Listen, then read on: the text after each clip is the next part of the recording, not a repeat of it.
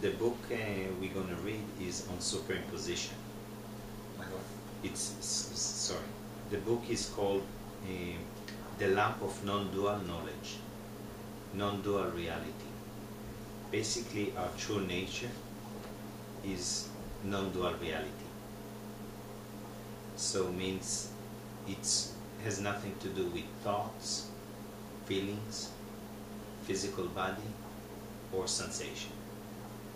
It has nothing to do with the world, because non-dual implies it alone exists.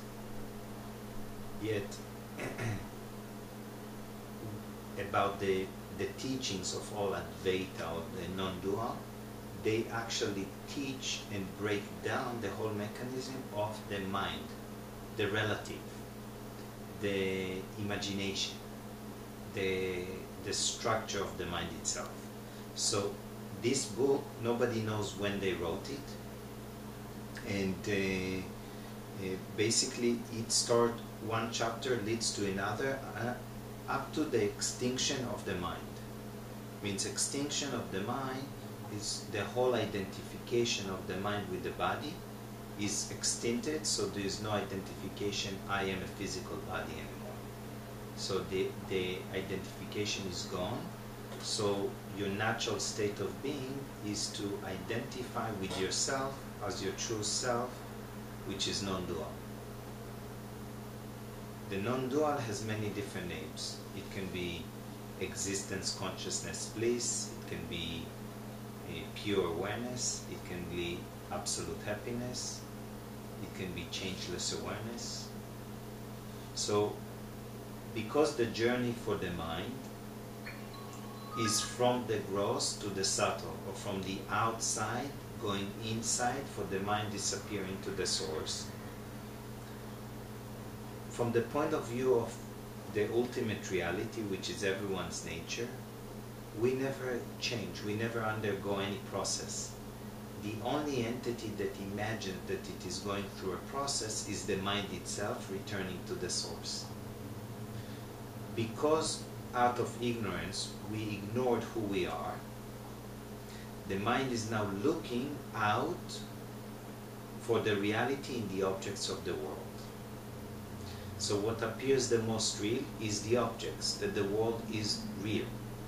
When in fact, when we close our senses, we lose the external world. We have only the inner world, which are thoughts, the mind, we dreaming.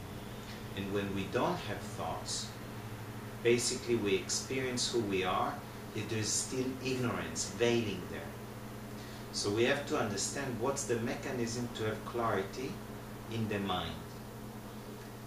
Who I truly am, or who one truly is, doesn't need clarity, because it never got confused. The only entity that got confused is the mind itself, so the knowledge brings clarity to the mind, so it removes the confusion, and that clarity has the direction back and disappears into the source, into who I am. So a lot of time there's the notion, I am going through a process. That's not accurate. I never move. Nobody is. The mind is going through a process, and as long as it is the mind perceives the body undergoes change, so it is always in a process of birth, growth, change, decay, and death. So basically, objects undergo change, thoughts undergo change. Who I truly am is changeless. Changeless awareness. These thoughts are just pointers to point out something that the mind cannot understand, yet everyone can directly experience it without any practice, because it's our nature. Every practice is of the mind, and who you truly are is closer than the mind, so it takes no practice to directly experience you. So in the book he starts on the thoughts only, and he talks about what is superimposition. So I'll explain what is superimposition, because basically what the knowledge does, it lays down terminology, and the terminology enables the mind to recognize layers of it or the mechanism of it internally. And because all the knowledge is within all of us, it's not something we learn. When we hear it, we know this is it because we know it because the knowledge is within. So superimposition is basically I superimpose attributes on an object that the objects don't have these attributes. For example, let's say I buy a car, I'm happy. So I superimposed happiness on the car. Now somebody steals the car, I'm unhappy. So I superimposed my unhappiness on the object, the car. The car itself as an object has no attributes of happiness or unhappiness. So superimposition, I superimpose attributes on an object that the objects don't even have. So I have to have the clarity for that.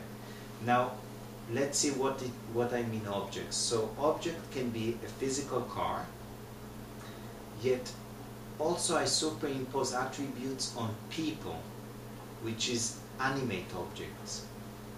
So animate object is someone, inanimate object is something, a car, a person. So if a person behaves a certain way, I'm happy. If the person does not behave the way I want it to behave, I'm unhappy.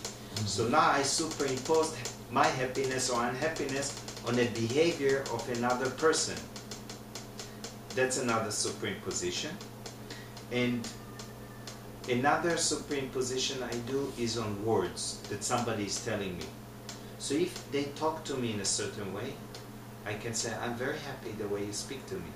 So I superimpose my happiness on the words that I perceive through the sense of hearing, which is object. Or if they talk to me in a certain way, I say, I'm not happy the way you speak to me. Means I again superimpose the happiness or unhappiness on the words. So we do it on inanimate object, a car. We do it on a person, behavior. And we do it on the words people are sharing. And we do it, we can superimpose on what we read as well. I'm reading something and I say, ooh, I really like it, this is really good. So I superimpose my liking on that words. These words don't have, and they don't really care. And then when I read something I don't like, I say, no, this is bad material. So I superimpose that idea on the words. So I can only superimpose, or not only, I superimpose attributes on objects that the objects don't even have. So a car doesn't have any attribute of happiness or unhappiness, which basically is good and bad. Happiness is good, pleasure. Unhappiness is bad, unpleasant. So I superimpose my likes and dislikes. Something I like, I'm happy. It's pleasurable sensation. Something I don't like makes me unhappy. It's unpleasant sensation. So I superimpose my likes and dislikes. I superimpose my opinion as good or bad. Because if it's good, I'm happy. If it's bad, I'm unhappy. So this is a simple way of understanding superimposition. And once we can see that the mind superimpose, then we can actually just observe it without thinking that we are doing it. It's the mind inevitably does it because that's what the mechanism that drives it. I'll explain. The I thought, which identifies, thinks itself to be a physical body and a separate entity, what drives it is seeking pleasure and avoiding pain. So this thought, pleasure, I'm happy, I like it. Pain, not pleasant, I don't like it, I'm not happy. So I use the example of superimposing happiness and unhappiness because it's the same, like it's good or bad, or I like it, I don't like it, or it's pleasure or pain. Okay? So basically we do it on inanimate object, we do it on people, we do it on words, we do it on what we see through the senses, we do it on food. If I eat this kind of food, woo, I'm really happy. And if I eat a different kind of food, I'm saying I'm not happy. The food has no happiness or unhappiness. It doesn't really care. Right. So I'm doing it on food, on the sense of taste. I do it on the sense of smell. I smell particular smell and ooh, I really am happy to, it makes me feel good. This is superimposition. Right. Or I smell a particular smell and say, ooh, this smell makes me unhappy. It's not good. So I'm superimposing the attribute of good and bad, likes and dislike, happy and unhappy, pleasant sensation or unpleasant sensation. So what about quality? The pants? The quality of the pants? Superimposition. Superimposition. If I say the pants are great, and it makes me happy, I superimpose happiness on the pants. So now if something happens to the pants, I'm affected by it. So usually superimposition causes me emotion. Why? So anytime I'm emotional, means I gave it meaning that the object doesn't even have. Yeah? So I do it with money. If I have money, I'm happy. If I don't have money, I'm unhappy. So now I turn to be the slave of the money that I give significance to. Means I'm a slave of my own thoughts because they are the one who's giving significance, not the money. The money itself have no value. Right. It has no attributes. Right. Yeah? So superimposition, a good way to notice is that if I'm emotional, it means I superimposed attributes, means I gave it a meaning.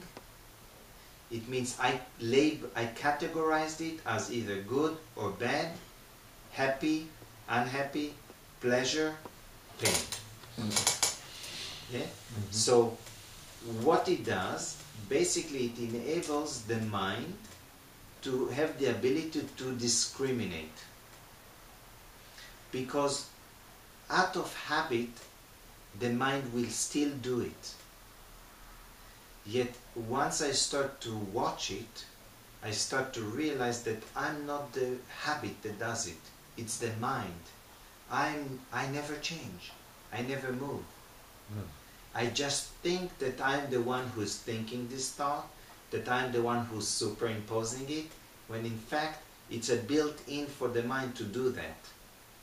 Until I watch it enough and I see it has no real power.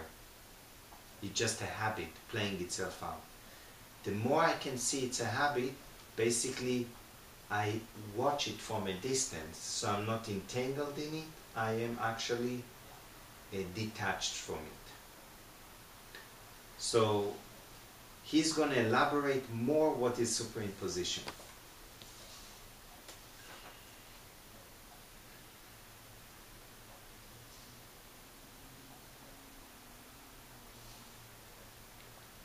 So, because knowledge is not information, knowledge removes ignorance. So, knowledge is like light, ignorance is darkness. Yeah? So, the reason why knowledge is not information, information is affected by time. Knowledge is not affected by time. I'll give an example. The way the mind works, as long as there is thoughts and mind, the same law of knowledge govern it. Means every thought is of the past and it's a memory. Right. Memory is past, imagination is future. Okay? Fear, for example, the way fear works is always losing something we have or being afraid not getting what we want. So fear is always a projection of the mind into the future based on the memory of the past. So basically fear is a memory of pain that I project into the future, and I'm afraid that I'm going to experience it. So I'm never afraid of what happened because it's finished, it's gone. Right. I'm never afraid that what is happening, because if I'm fully present, there's no fear. I'm always afraid what might happen. Might happen, either it will be, if it's going to be pleasure, I'm happy. I look forward for it. If it's pain, if it might be painful, I'm afraid. No, I don't want to experience it. So fear is always a movement in the mind to a projected future that doesn't really exist because it's imaginary. So this is what knowledge does. Knowledge enables us to see all the subtleties and the workings of the mind. So once we see it, we can observe it or be aware of it without being attached to it. Now, how the mind is not going to be attached to something? Just if it recognizes that the truth is not there. The mind seeks the mind is seeking happiness always. Why? Because the mind is looking for the truth. And the truth is absolute happiness. So Ramana starts his book, little book, Who Am I? All living beings desire to be happy always without any misery. Because that's everyone's nature. The mind is basically looking for the truth in order to dissolve into the truth itself. Yes? So what happens is the moment the thought appears to be real, I'm looking for the truth in my thoughts or my beliefs. If the objects appear to be real, then I'm looking for the happiness through the objects of the world. So I think that if I'll be with somebody, I'll be happy. Right. And if I'll have this thing, I'll be happy. When in fact, there is no happiness in any object of the world. I'm superimposing that happiness on the object, and I overlook and I think it's in the object. Because it happens so fast and I'm out of habit doing it, I cannot recognize it. So I think, yeah, there is happiness in the object, because I said, if I get this thing, oh, I'm very happy. Also, of course there is happiness in the object. Yet, the only reason why the object, it looks like there is happiness in the object, is just because of one reason: desire. Because if I desire something and I get it, that desire subsides and I get a glimpse of happiness because it's who I truly am. Yet if I don't desire something and it happens, I'm unhappy. So let's say I get an object that I desire, I'm happy. The same object I don't desire, I don't want it, which is just the opposite. It's the same form of desire, and I get it, I'm unhappy. So it's not because of the objects of the world, it's due to my desire to the object or not desiring this object that caused me happiness or unhappiness. It happens so quickly, and because I go out to the objects of the world, I don't see that the cause of the happiness or unhappiness is in the mind, not in the objects at all. So if I want to be free, it has nothing to do with my life situation and the objects of the world around me. Means there is no limitation to liberate the mind because any life condition externally. Nothing. And there's stories of people that were in concentration camp and they were liberated because the liberation was in the mind. Nothing to do with the condition. They might be tortured physically. Yeah? If it is dependent on external object, liberation for the mind is impossible ever. Because there will always be something that the mind will give attributes to. So it will be affected from the object. Yet most people don't notice that the mind is not affected by objects. It is only affected by the thoughts about the objects and not the objects themselves. Because thoughts don't have a contact with the external world. The only thing that is in contact with the external world is our senses. Because when our five senses shut down, when we go to sleep, everyone's experience is the same. They lose the objective world, the external world that they call external universe. Now they dream, they have an inner world, which is only thoughts, mental images of the mind. So basically, the mind has no contact with the external object of the world. It's only the senses. So it's like a house. The house, only the windows are able to receive what's going on outside of the house. So the windows of the house and the doors is the senses. And actually the body is outside of the house, is not inside. Means through our five senses we perceive the body as a physical form.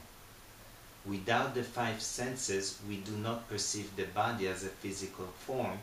We have a subtle body in a dream. Means what we call body is an object of the senses, just like the book and any other object.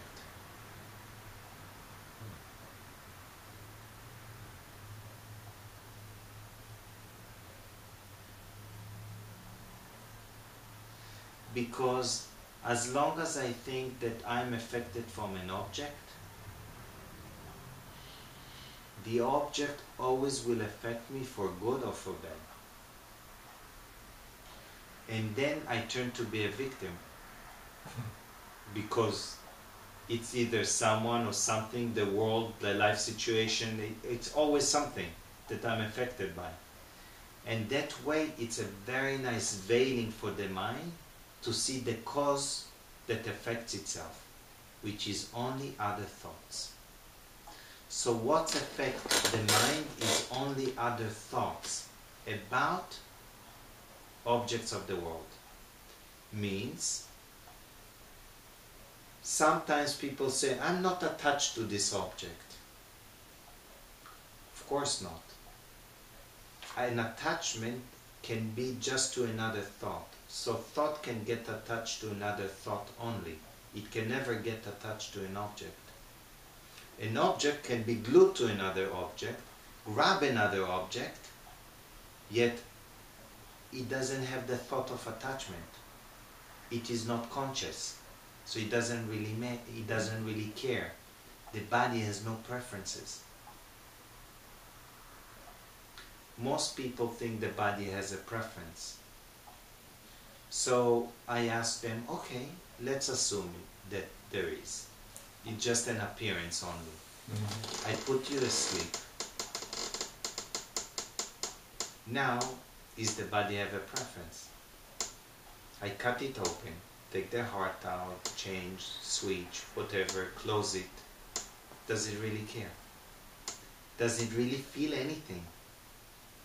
Only when the mind comes out and it is now gets all the messages from the nervous system to the brain, which it then gets a interpretation of what's going on, now it really cares. Ooh, I have so much pain, what's going on?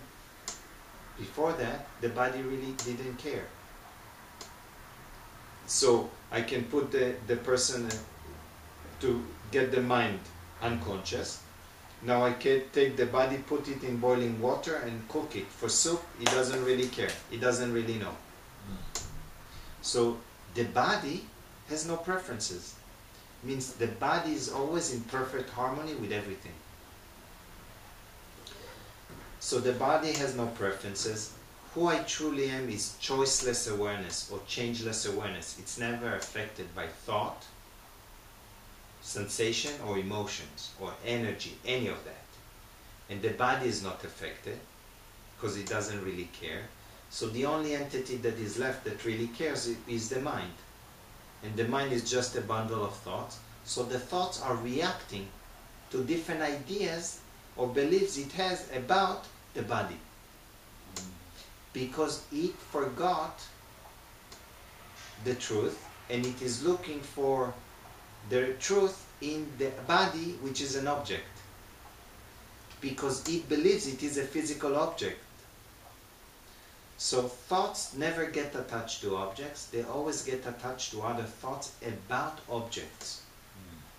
So in order to be free, I don't need to change the objective world.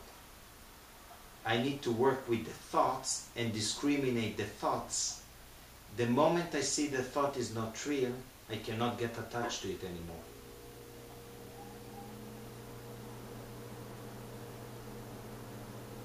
Only when I believe the thought is real, I get attached to it.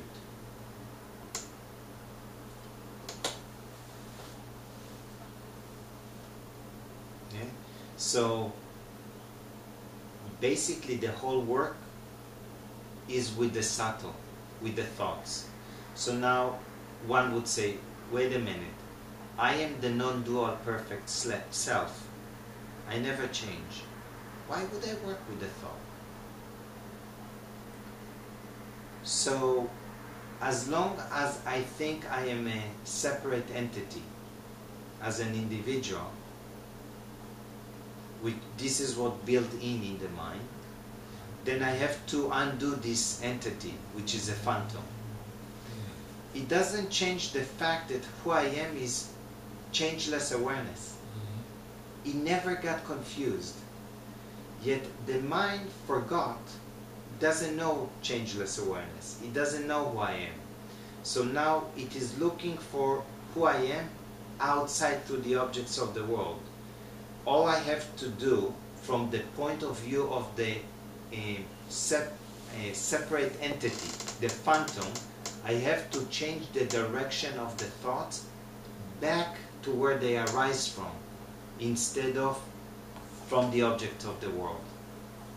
So basically everyone is looking for the same thing, knowingly or unknowingly. So the people that one would say are very materialistic and they want money, material, power, all of that, they want all of it because they believe that there is happiness out there in the objects of the world. They are looking for the same happiness. They are looking for the same truth. Right. It just, there it cannot be found. Actually, what happens when we go out, what we experience is unhappiness.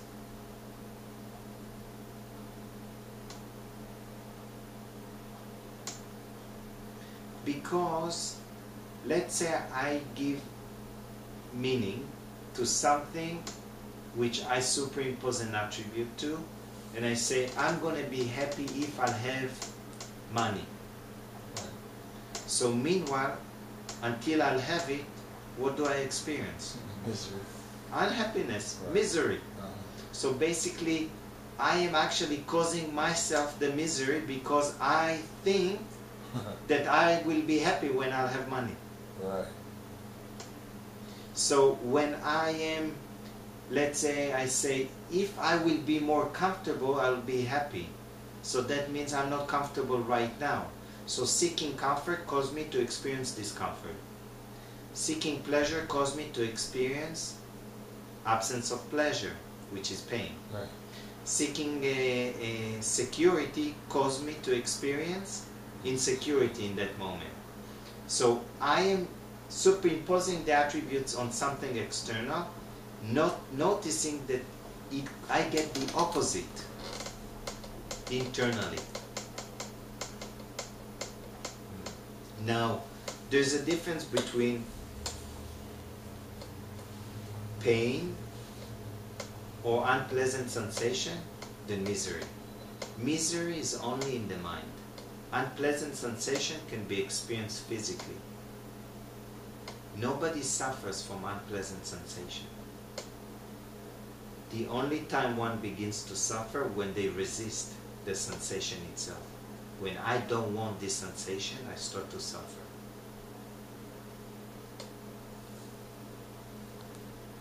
I'm good. So, suffering begins and ends in the mind.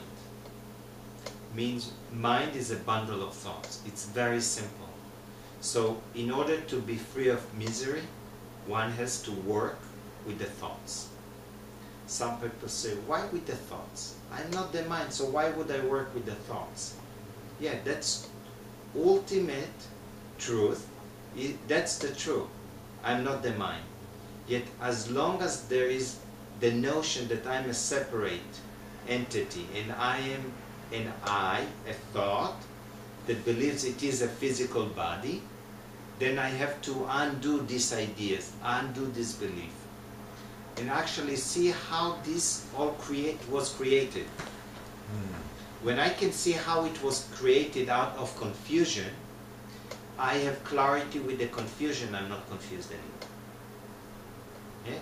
So what happens is I'm confused. If I'm clear about the confusion, am I confused or clear? Clear. Confusion is gone. So what knowledge does? It brings clarity. Once it brings clarity, it does another thing. It awakens a higher intelligence in the mind that has ability to discriminate. Okay? So we can say there's a higher mind and a lower mind. Still it's all in the mind, all just thoughts. The higher mind is the closest to the light, the source of light, which is who I am. The lower mind is farther away from the light. So if I have a flashlight, the farther I am from the source of the flashlight, the darker it is, the less I see. The more I get closer to the source of the light of the flashlight, the more I can see clearly. So what happens, in order for the mind to have clarity, he has to shift the attention in. It cannot find clarity in the objects of the world. There is no clarity in the objects of the world. And even if it's clear one moment, it changes constantly. So I think I know this, and now it changed. And what I thought I knew is not applicable anymore. Right. So it's constantly changing, so there's no real clarity there. So the only clarity is when I look in and to see the nature of the thoughts and the mind, how it operates. And when I see it clearly, the thoughts don't confuse themselves. Because who I am never get confused. I never change. So in the book, from the beginning, he points that what is who I truly am. So he says, what exists then? What is ultimate reality? And he points, there exists only the beginningless, endless, non-dual, never bound, ever free, pure, aware, single, supreme, bliss, knowledge. That's the only thing that exists. That's who you are. So he asked him, if this is who I am, how did I get so confused? How did I forget who I am? And I mistake myself to something else. Right. So now he has to explain how it happens.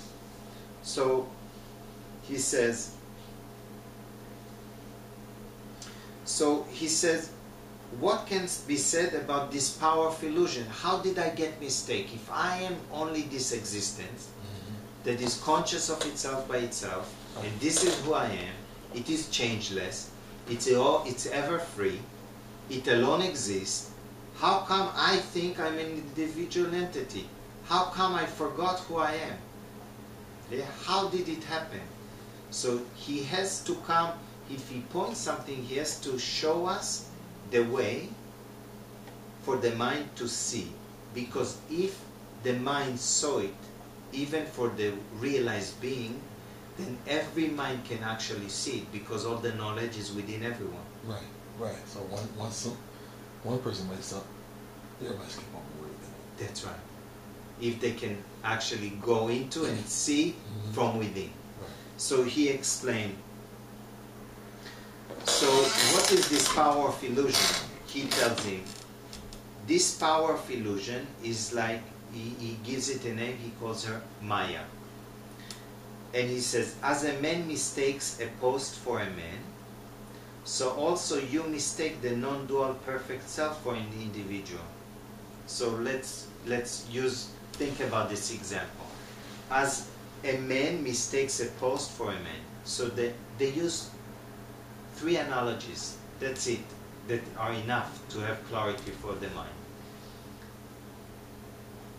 So, means I mistake a post for a man, I mistake something for something else, right? Right.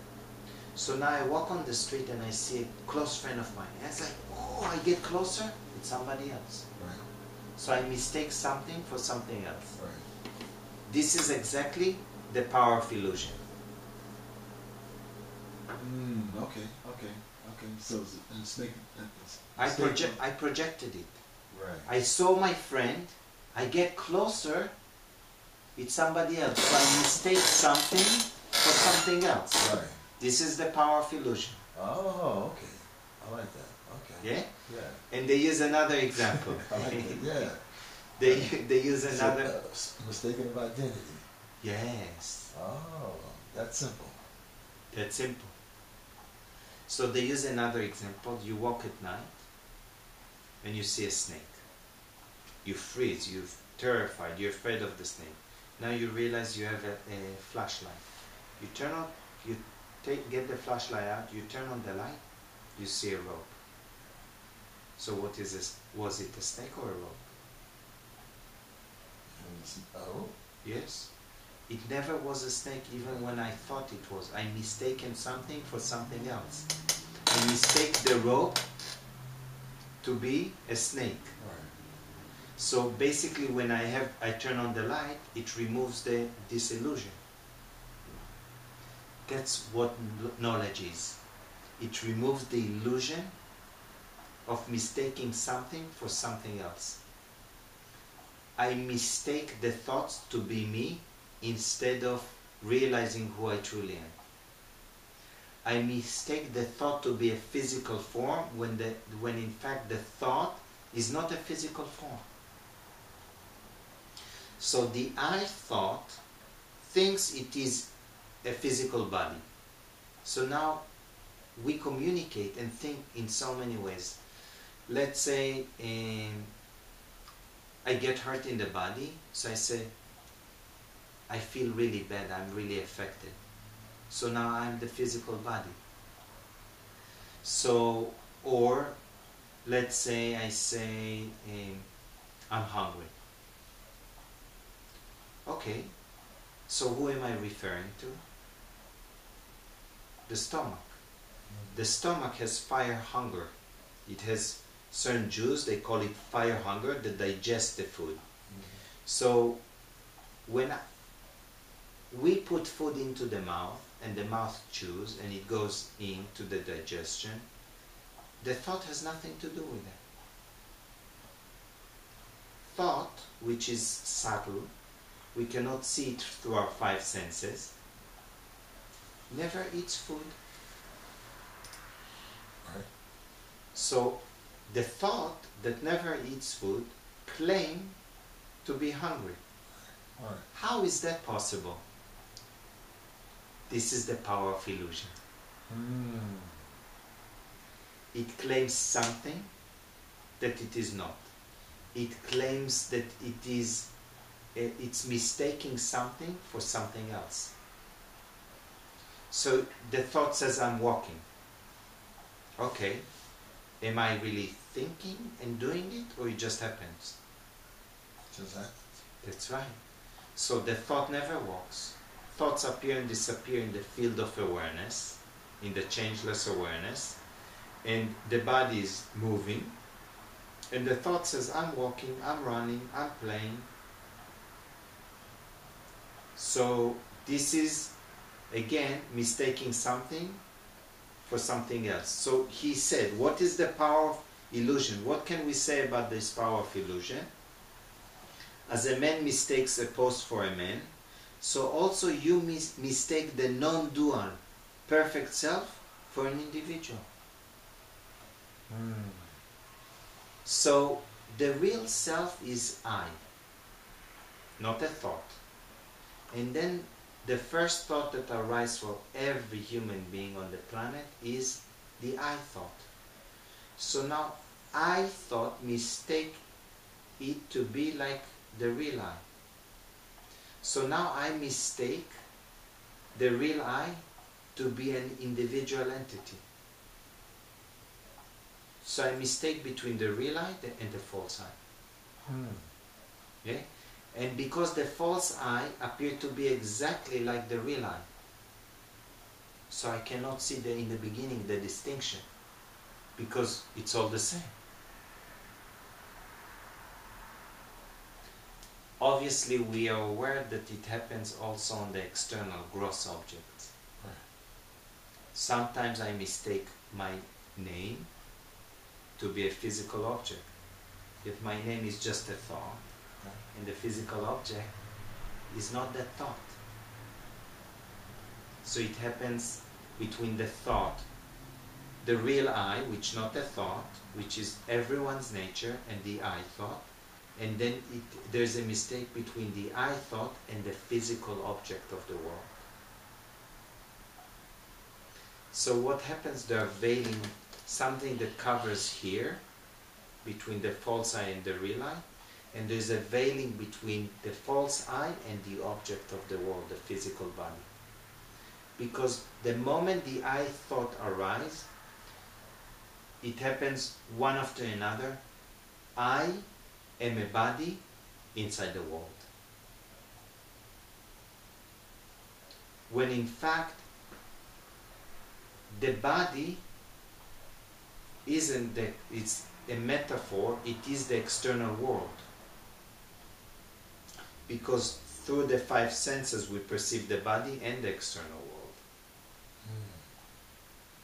So actually it goes, I am the body inside the world, because the moment I believe I'm a physical body, now I'm sitting in the room. When in fact, maybe the order is reversed. Maybe the room is in my mind, and I'm projecting it, and my mind is within the field of awareness. So actually awareness, and then there is the thought, the mind is within awareness, and the body is within the mind.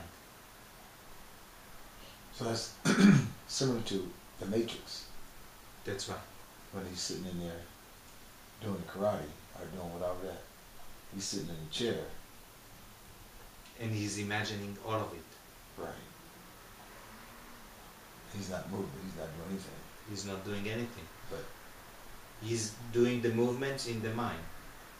And because the mind doesn't know to recognize when it's real or not real, it reacts to it. Because in the beginning it's not real. What does it mean?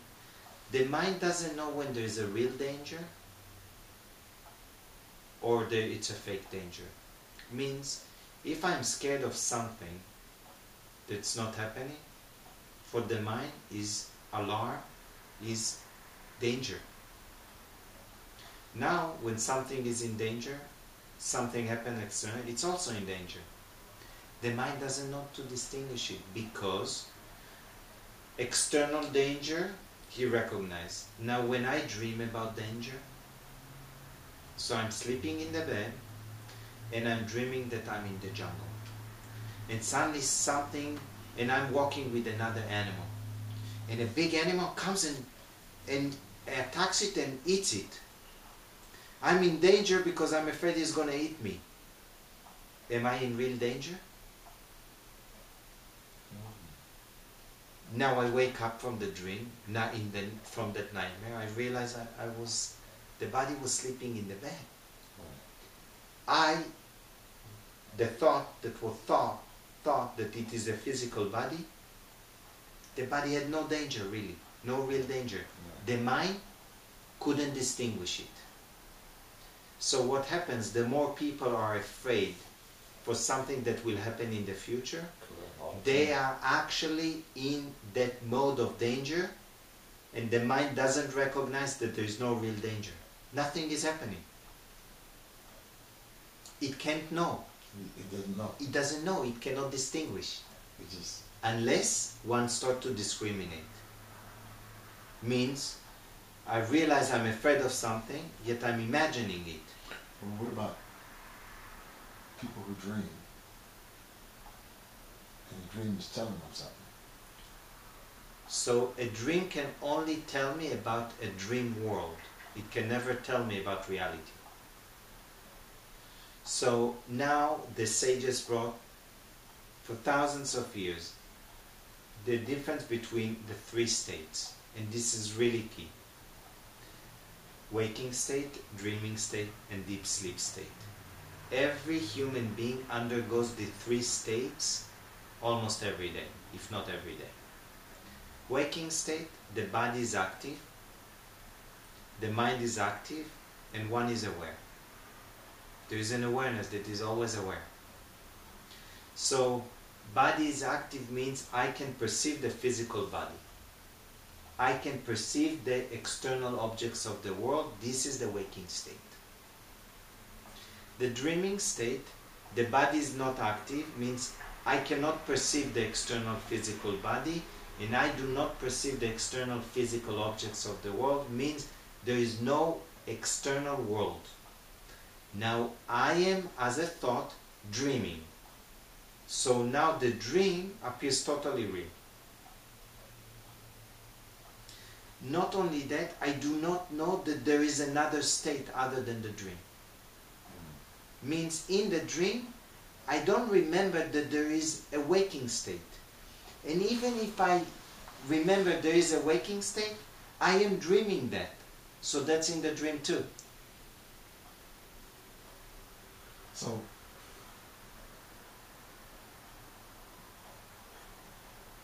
you can dream whatever you want.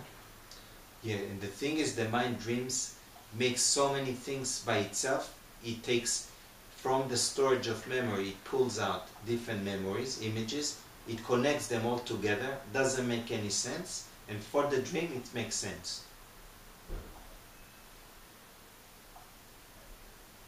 So the dream, while one is dreaming, the mind is dreaming, it appears totally real. So I'm a psychologist and I say, okay, tell me your dream. And then I project on you what I think that means to you. Or why you having a problem with something. How's that? It's gonna keep you locked in the dream. Basically, so the dream, we said waking state, dreaming state, and we have deep sleep state, dreamless, no dreams. Mm-hmm. Now, when I dream, no matter what dream I have, even if I get messages, when I wake up from the dream, what did I realize? Was it just a dream? Yeah. Was it real? You were saying, I had a dream. The question, was it real? Did it really happen? No, it didn't happen. I just was imagining all of it, right? Right. So now, when I wake up, am I sure that I'm not imagining all what I see? Yeah. So how do I know that this is not just a longer dream? Yeah. I don't. So the wise and the sages point that I am dreaming. Right. As long as I believe my thoughts to be real in the waking state, I am actually locked in a dream. So the whole process for the mind is to wake up from the dream. Now, waking up from the dream is not something that you do. The knowledge wakes you up from the dream. You're still in the world. Hmm? You're still in the world. Who? You're still functioning. Who? The body?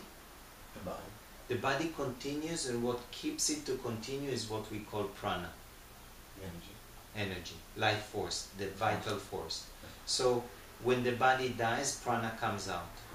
So actually, the movements of the body happens, right? The prana is in charge. The thing is, the body, does it imagine anything? Does it have thoughts? Does the body think? The body has intelligence now. What intelligence? For the organs to work, Okay, the cells to function, okay, the liver to function, okay. the heart to beat. Is it a machine or intelligence? Some people call it a machine. Isn't it? I can, you know what? We can say that the smartphones and the computers have intelligence. Is this intelligence or just a machine that functions? A machine that functions. So if I would look at it, I mistake already what is real wisdom and intelligence to something that functions as a machine. Because the body gets easily confused. You can confuse the body, this machine, very easily. Cancer confuse it. Mm-hmm. So it just something in the program changed. Thoughts confusing. Yeah, it confuses it. So actually, yeah, thought confuses it because the body doesn't know when it's really dangerous or not. So you get the messages from the mind. So if I'm scared of something I imagine, I'm terrified, start sweating, shaking. When I look around, nothing is happening. I'm closed in a room and I'm not, yet I can be in phobia. Like something is going to attack me in a moment. None of it is there, and the body is reacting to it. Right. So it has no intelligence. It's just a machine, reacts. So the wise says, okay, let's say the body has intelligence. So we have to examine if the body is a conscious entity. So they point, the only real intelligence is an entity that is conscious of itself by itself.